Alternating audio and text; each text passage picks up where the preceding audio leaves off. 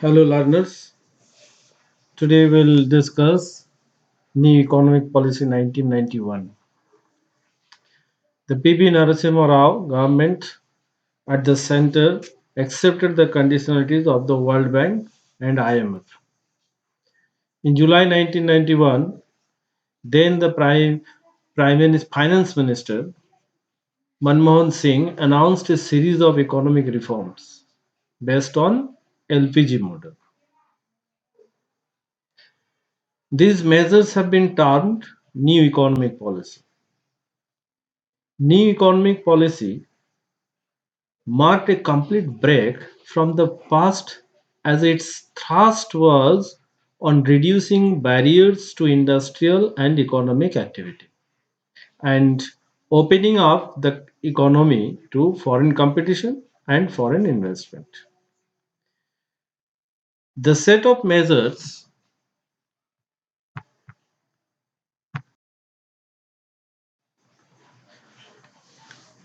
announced in NEP, there are different reforms. Indian government agreed to the conditions on lending agencies and announced new economic policy, which consisted wide range of reforms, which can be divided into two parts: the structural reforms measures and the macroeconomic stabilization measures. Structural reform measures were long-term measures meant to reduce the structural rigidities in the economy. In other words, their focus was on improving the efficiency of the economy and strengthening its international competitiveness. They included trade and capital flows reforms, industrial deregulation, disinvestment and private sector reforms, and financial sector reforms. And the stabilization measures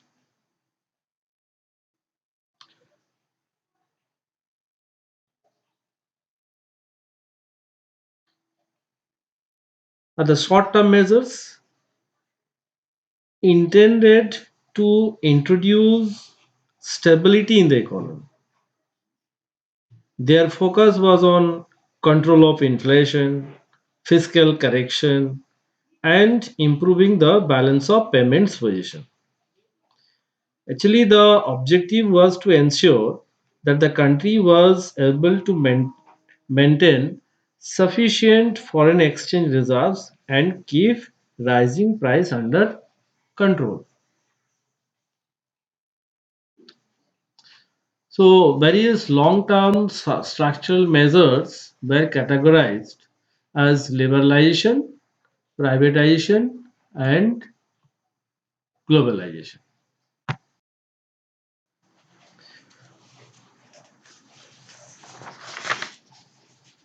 Let us see the origin of economic crisis, why we need for new economic policy or LPG. First is high fiscal deficit. Fiscal deficit means a situation where government revenues from all sources, capital and revenue, the government receipts from all sources, capital and revenue, fall short of government expenditure. It is actually government borrowings. All through the 1980s, fiscal deficit had continued to increase as government expenditure increased at a much faster rate than revenue.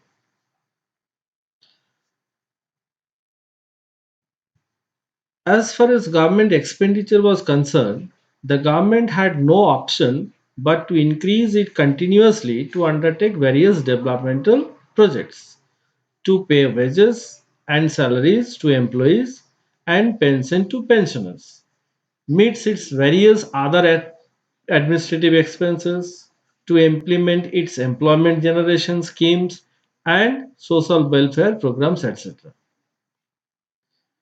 However, on account of the general poverty of the masses and tax evasion, tax revenues continue to remain much below expectation. Public sector enterprises also could not generate surplus income and many of them suffered huge losses. To meet its expenditure obligations, in the wake of inadequate revenue sources, the government had to recurse to large scale borrowings. And this increased the burden of debt repayment considerably. Next is balance of payment crisis. For most of the period of planning, India suffered from a balance of payments crisis as import expenditures far exceeded export earnings. The deficit had to be met by seeking external debt whose burden on the economy kept increasing during the 1980s. So it increased from 12% of GDP in 1980-81 to as high as 23% of GDP in 1991. As a result, the debt service burden on the economy rose to very high level. The foreign exchange reserves started depleting and in 1991 were not enough to meet India's import requirements even for a fortnight. So there must be change in the policy. Third, inflationary pressure. Strong inflationary pressure were building up in the economy. This would be clear from the fact that wholesale price inflation was 10.3% in 1991, the highest in a decade. Consumer price inflation for industrial workers was at 11.6%, which was a serious cause for concern. Moreover, the prices of food articles rose substantially, and increase in Gulf crude oil prices also had an inflationary impact as domestic fuel prices rose considerably. LPG is based on three pillars: liberalization, privatization, and globalization. Let us each one of the pillars. First is liberalization. The basic aim of liberalization was to put an end to those restrictions which become hindrances in the development and growth of the nation. The loosening of government control in a country and when private sector companies start working without or with fewer restrictions, the government allow private players to expand for the growth of the country. Depicts liberalization in a country.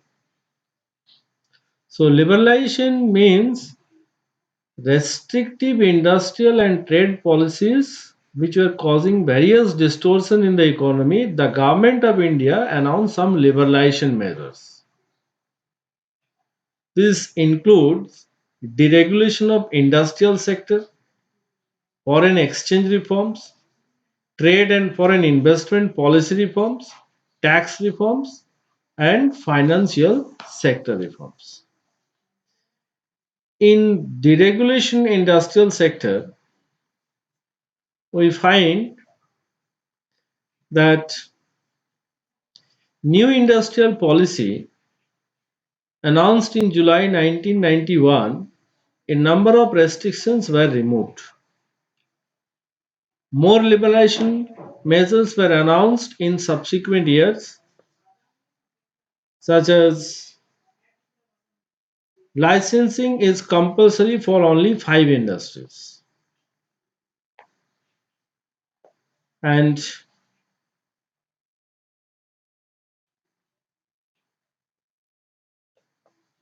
later on, the Industrial Policy Resolution 1956 had reserved 17 industries for the public sector. This number was reduced to 8 in 1991. And at present, it is only two industrial fields are reserved for the public sector. These are atomic energy and railway operations. Foreign exchange reforms to tackle the foreign exchange crisis, the government devalued the rupee by 19% in July 1991.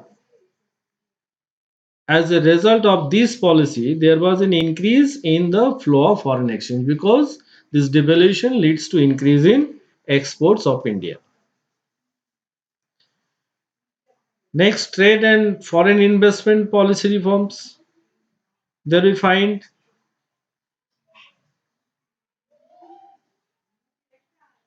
number of liberalization policies adopted in the investment policy.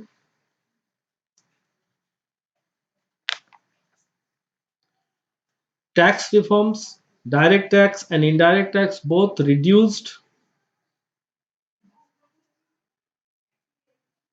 and the main purpose was to increase the tax collection and to reduce tax evasion.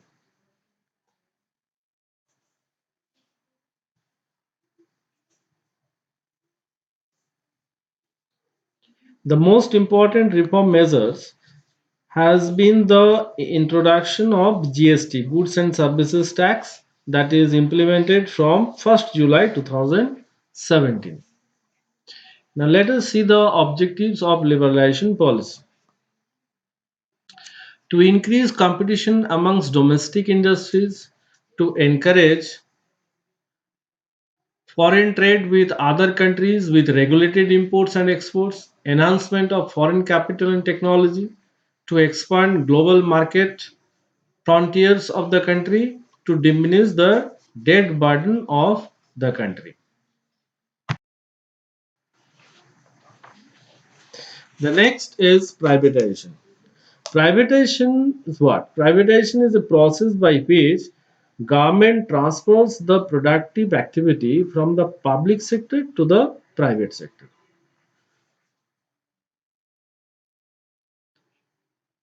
So it reduces the role of public sector companies. Government companies can be converted into private companies in two ways: by disinvestment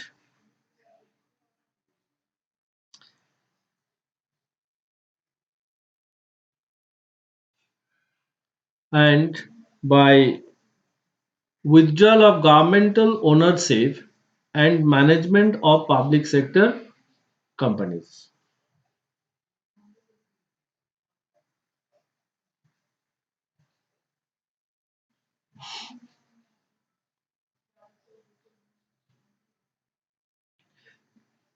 Now let us know the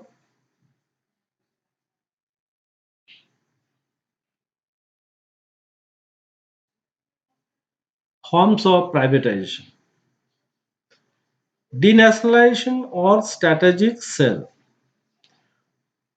When 100% government ownership of productive assets is transferred to the private sector players, the act is called denationalization. That means 100% ownership. Right is transferred to the private sector. Next is partial privatization or partial sale. When private sector owns more than 50% but less than 100% ownership in a previously constituted public sector company by transfer of shares, it is called partial privatization. The private sector owns the majority of shares. Consequently, the private sector possesses substantial control in the functioning and autonomy of the company. Next is deficit privatization or token privatization. When the government disinvests its share capital to an extent of 5 to 10% to meet the deficit in the budget is termed as deficit privatization or token privatization. What are the objectives of privatization?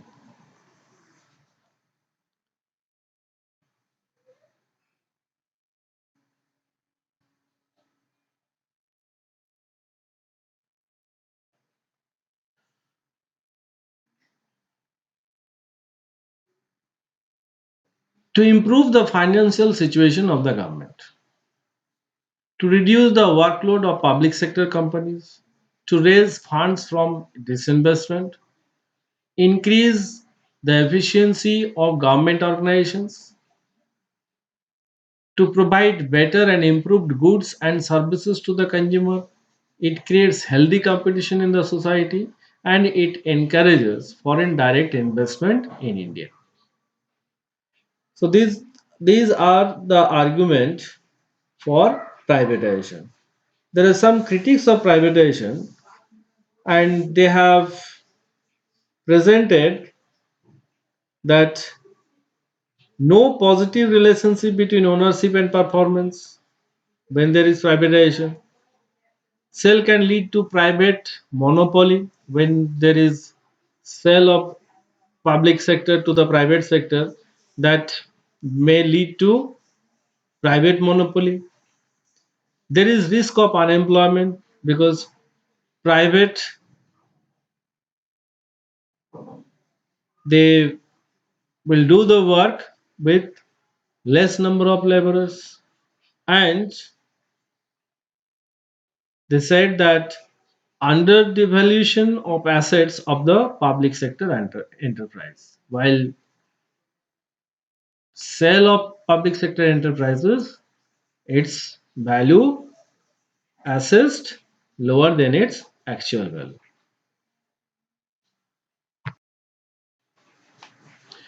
Next is globalization. Globalization means integrating the economy of the country with the world economy. It is a process of deepening economic integration, increasing economic openness, and growing economic interdependence between countries in the world economy. Globalization happens through the channels like number one, trade in goods and services, number two, movement of capital and flow of finance, and use of information technology to reorganize production and other activities into network that span the world. Economics who support globalization, they advance the following points, which are the objectives of the globalization.